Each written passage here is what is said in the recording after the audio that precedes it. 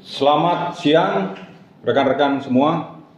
Jadi pada kesempatan ini saya ingin membahas tentang keluhan yang disampaikan salah satu rekan saya tentang penarikan kendaraan bermotornya secara paksa oleh debt collector. Jadi yang perlu saya sampaikan pada kesempatan ini adalah bahwa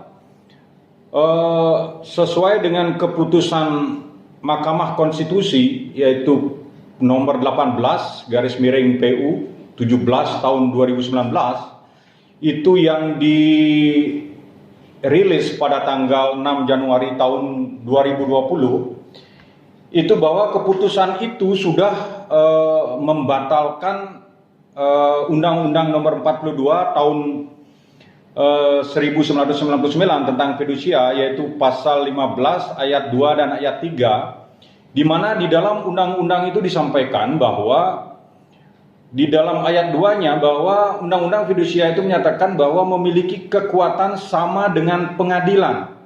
Jadi apa yang tertera di dalam undang-undang itu sama dengan kekuatan pengadilan. Jadi debt collector bisa mengambil secara paksa kendaraan yang menjadi jaminan fidusia. Itu di dalam ayat 2-nya.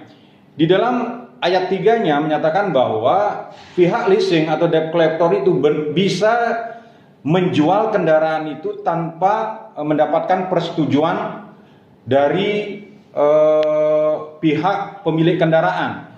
Nah, itu bunyi dari pasal Undang-Undang nomor 42 tahun 1999 tentang jaminan fidusia. Nah, apa perbedaannya setelah keluarnya keputusan MK nomor 18 garis miring 17 tahun 2019 itu? Jadi Undang-Undang Fidusia pasal nomor 42 tahun 1999 itu dengan secara otomatis itu dibatalkan. Dengan begitu berarti pihak leasing atau debt collector itu tidak bisa serta-merta mengambil kendaraan yang menurut ketentuan atau menurut pihak leasing atau menurut pihak debt collector itu dianggap gagal bayar atau nunggak cicilan, begitulah bahasa lapangannya. Nah, jadi apa yang bisa menguatkan pada saat ini bahwa pihak leasing itu bisa menarik kendaraan itu? Yang bisa menguatkan itu adalah keputusan pengadilan negeri. Dengan kata lain bahwa pihak leasing itu harus memproses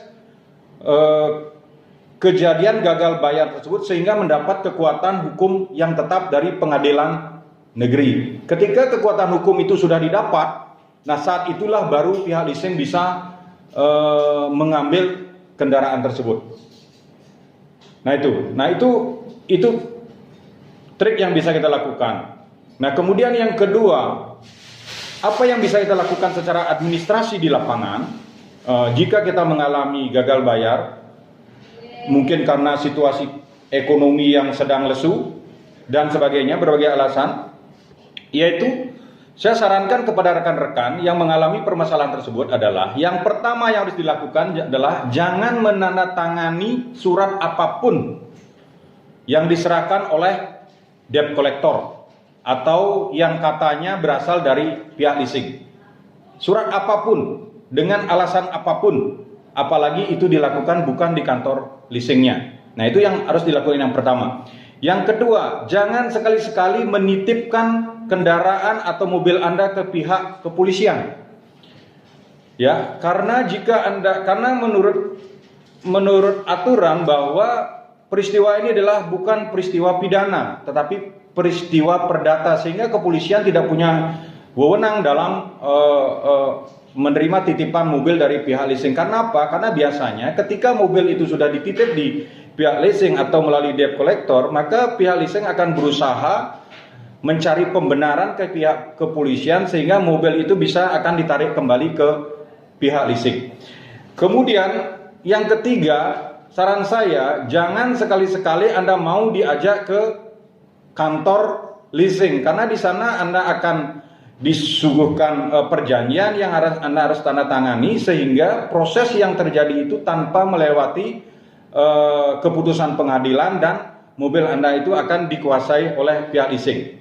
Nah, itu aturan yang menurut saya yang bisa dilakukan secara administrasi. Nah, kemudian apa yang harus kita lakukan secara teknis di lapangan sebagai pemilik kendaraan jika Anda didatangi oleh debt collector? Pertama yaitu jangan takut, yang pertama. Kemudian karena ini adalah merupakan proses perdata, jika Anda merasa dirugikan atau apa yang disampaikan oleh debt collector itu tidak sesuai dengan apa yang Anda pikirkan, apa yang Anda lakukan. Yang pertama adalah jangan takut.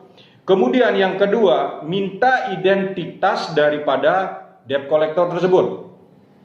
Kalau bisa ya, minta mana identitas Bapak.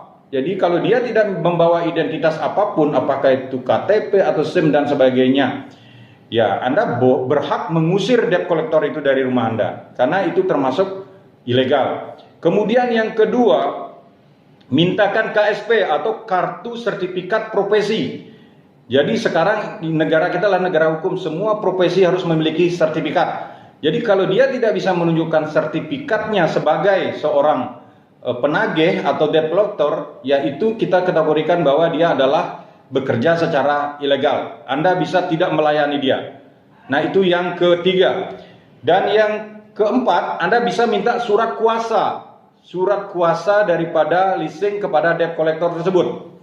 Karena banyak sekali kejadian bahwa dia bekerja sendiri, kemudian mobil Anda tidak diurus sesuai dengan aturannya. Nah, itu minta kuasa, karena jika sudah ada kuasa berarti tindakan yang dia lakukan itu adalah atas perintah secara resmi daripada leasingnya. Dan yang terakhir adalah minta sertifikat jaminan fidusia, ya, yang harus dibawa oleh pihak leasing, karena apa yang Anda perbuat atau apa yang Anda alami itu adalah merupakan peristiwa fidusia. Jadi itu ada aturannya.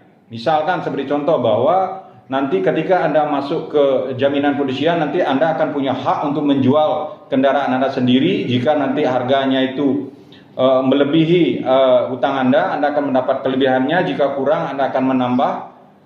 Dan juga pihak leasing juga akan bisa menjual, dan juga sebaliknya seperti itu. Jadi untuk menghindari kesewenang-wenangan dari pihak leasing untuk menjual barang Anda seenaknya tanpa memberikan ganti rugi kepada Anda sebagai pemilik kendaraan. Nah, demikian tips yang bisa saya berikan kepada rekan-rekan untuk ke depan. Mudah-mudahan hal yang tidak kita inginkan tidak terjadi. Salam lentera hukum. Terima kasih.